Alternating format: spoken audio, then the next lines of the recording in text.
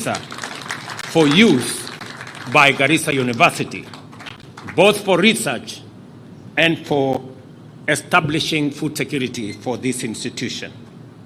Past experiences and growing awareness over a dynamic and complex context mean that disaster management is now a significant component of our strategy to achieve sustainable development, especially in the context of climate change, where we are switching from drought to floods in a very short time. The university must produce necessary knowledge, impart vital training, and continuously update our national capacity to handle calamities efficiently and minimize their impact on livelihoods and on people and on the nation. To improve productivity of critical value chains, enhance livelihoods, and raise the quality of life in ASALs, the Government of Kenya will collaborate with institutions like the Kenya Medical Research Institute and the Kenya Agricultural, Livestock and Research Organization. These partnerships will address prevalent human health challenges and gaps in our agricultural and livestock value chains. And additionally, through the National Research Fund, we have supported Garissa University to lead in transforming the leather value chain, catalyzing productivity for numerous smallholder pastoralists across northern Kenya and in Kenya in general. The Government of Kenya is dedicated to building resilient agricultural enterprises in ASALs to promote nutrition security, develop export manufacturing and value addition capacity, and create employment opportunities and create wealth. Unleashing the immense economic potential in these areas, particularly in agriculture, livestock, and energy sectors, is critical to Kenya's economic transformation. And Garissa and northern Kenya is going to be part of the equation that will make this a reality. As hubs of knowledge, research, and innovation, our universities are at the forefront of this transformation. I therefore urge the academic community of Garissa University to engage actively in partnerships with public and private sector to optimize synergies, and drive impactful changes. We look forward to benefiting from evidence-based insights and advisories from universities to enable informed decisions and knowledge-driven development strategies. It is important that the research agenda engages with community experience and that recommended solutions such as efficient water usage, sustainable agricultural practices, social cohesion, peace, and security are responsive to local needs in the context of our country. Our path to sustainable development must include effectively navigating and successfully addressing critical challenges, many of which bear a global character, including climate change, health emergencies, and the energy crisis, to ensure no one is left behind. The bottom-up economic transformation agenda aims to impact every Kenyan household through the effective and efficient provision of social services, including universal health coverage and strategic investment to create inclusive opportunities in agriculture, micro, small, and medium enterprises, the digital economy, and affordable housing. I am very proud that the first 800 units of our affordable housing program have been started in Garissa County, and the other 4,000 units are at the design stage that will be launched in the coming months. I am also very proud that with the county government of Garissa, our health infrastructure is undergoing transformation.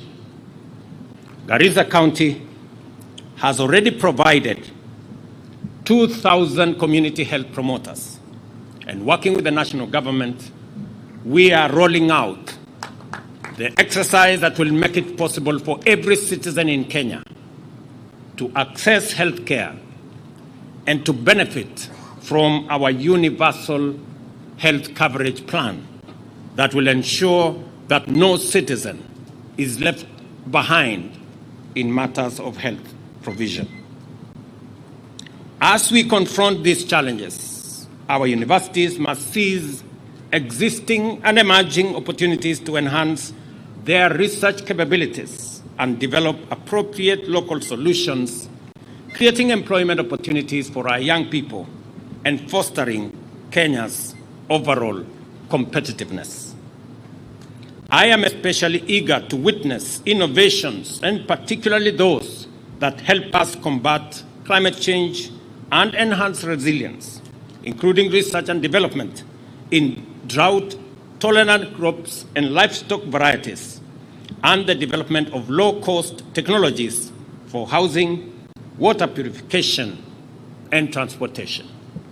And I'm very happy that this morning, courtesy of our Kenya Defense Forces, we have made water available to Garissa University, and I have instructed the Ministry of Defense to make sure that that water has the necessary technology to make it fit for human consumption.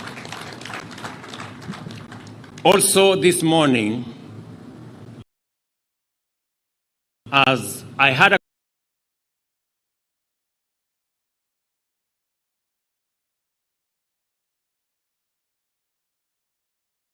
because of the increased number of students, the government of Kenya is going to provide 200 million shillings to make sure that the administration block is completed within a year.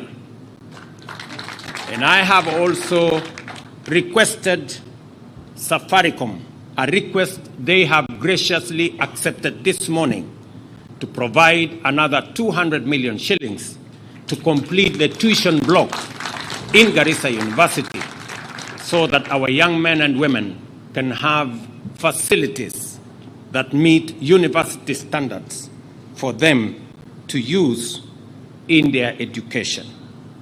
Let me also confirm that because of the increase in the number of students in Garissa University, and because we also know that there aren't sufficient housing facilities in Garissa, I have instructed the Ministry of Housing to provide 1,000 hostels for students in Garissa University, and that exercise is going to start in a month. I am aware that these facilities are necessary to make sure that Garissa University becomes a world-class, respected university in Kenya. And I want to assure you, as my Minister for Defense has said, that we are going to ensure that there is adequate security. And I want to ask parents from Kenya that Garissa University is a safe university and their children can come here, because the government of Kenya is going to make sure that no criminal or terrorist or evil people ever step foot again in Garissa University.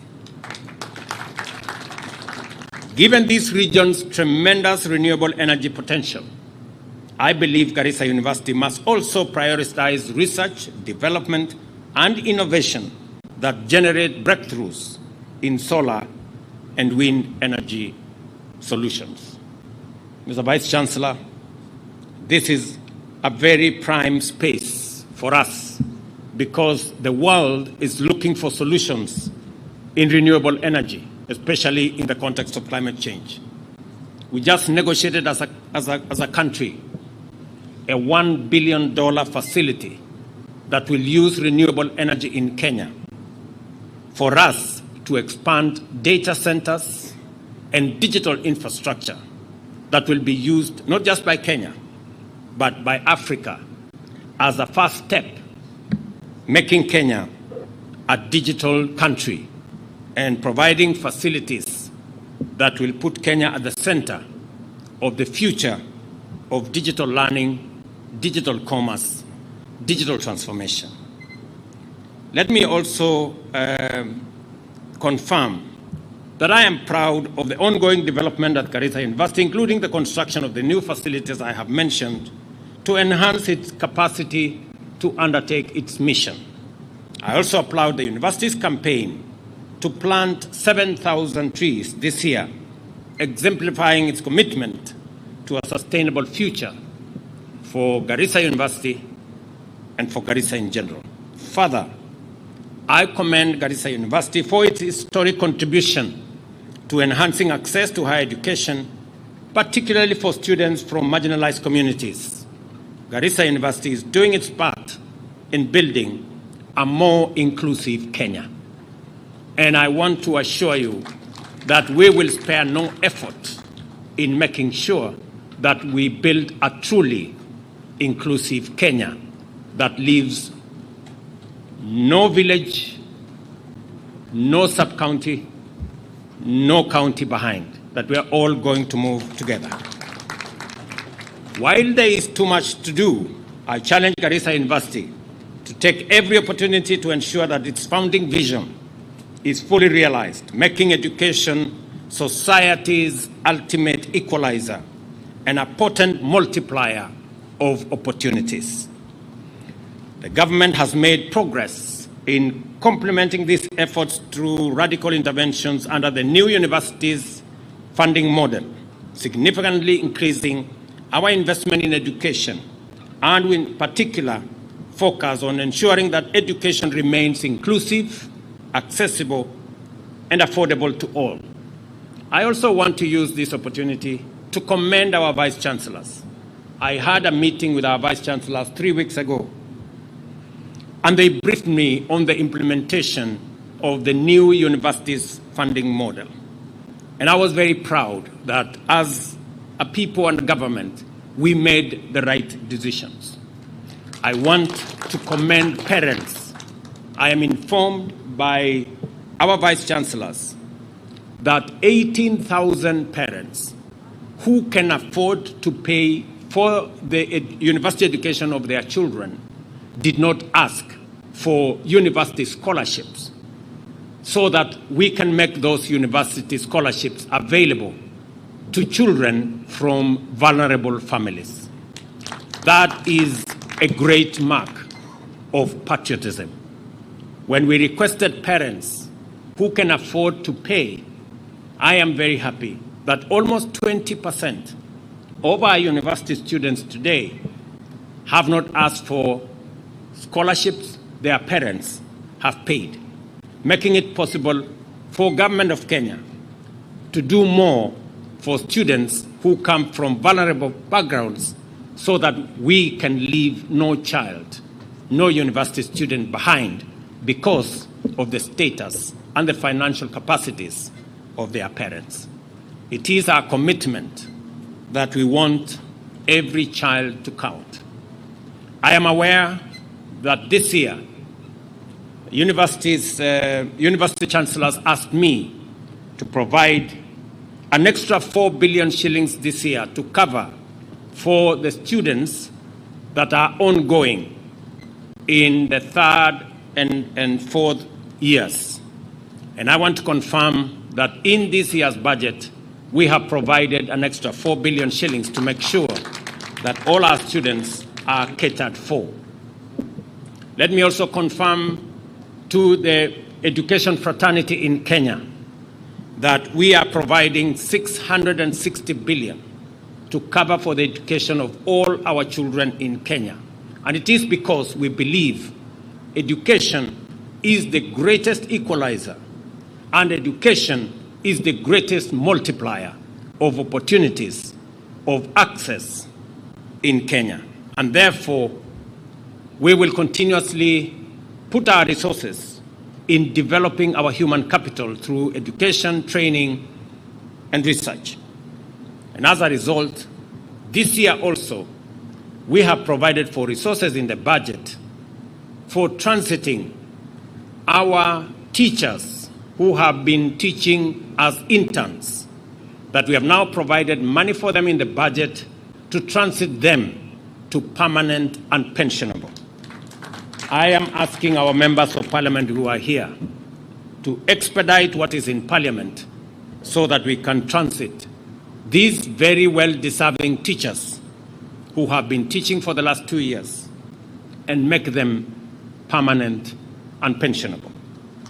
In this year's budget, we have also provided about 52 billion shillings for our Higher Education Loans Board so that we can give scholarships and loans to students, especially from vulnerable families, to make sure that they too are not left behind.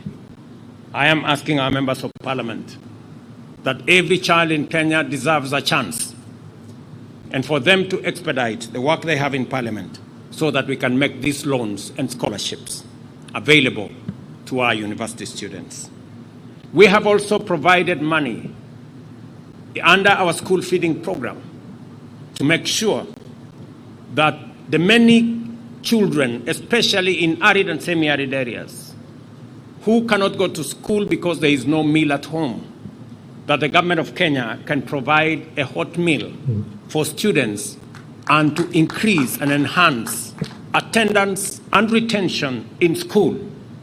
I am asking our members of Parliament to expedite the bill in Parliament so that we can make that facility available to vulnerable children who otherwise will be out of school unless there is a meal for them in school. Ladies and gentlemen, we are determined to make a transformative contribution through our partnership to enable Garissa University play its role in building a brighter future of shared prosperity for our nation now and for generations to come. Once again, to the graduating class, my very best wishes and congratulations on your graduation today. And to the entire Garissa University community, you have my commitment, you have my goodwill, and hopefully I will come back here and inaugurate the facilities we have agreed upon this morning. Thank you very much. God bless all of you. God bless our great country, Kenya. Asanteni sana. A round of applause once again for His Excellency. We may take our seats. With your permission, Your Excellency, I will invite down here